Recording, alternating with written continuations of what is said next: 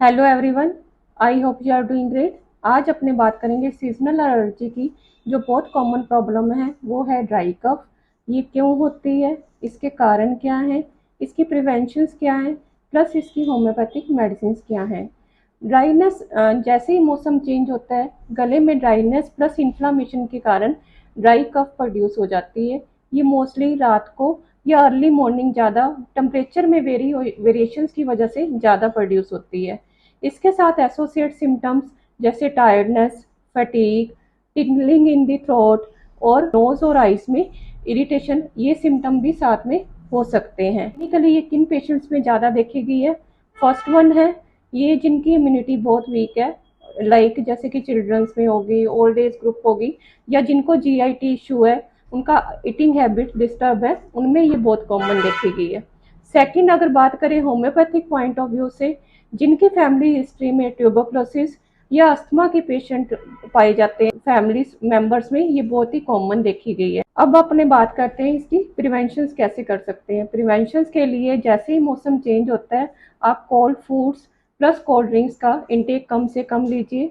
अपनी डाइट में green leafy vegetables plus fruits का इंटेक अच्छा रखिए। थर्ड वन है आप गर्म पानी का इंटेक अच्छा रखिए। अपने जो नेजल एरिया है उसको गर्म पानी में के गार्गल्स करिए। उस पानी में आप ग्लोए या तुलसी का मिक्स करके उस पानी के आप गार्गल करें।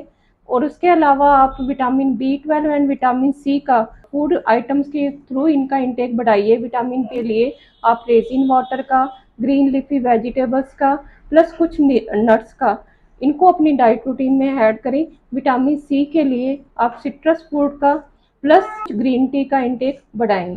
उसके अलावा आपको जैसे कि अपने आप बाहर जा रहे हो तो अपने जो माउथ वाला एरिया है उसको कवर करके चलिए, ताकि आपको अब टेम्परेचर वेरी होने की वजह से ड्राई कफ का या कंजेशन ना फील हो।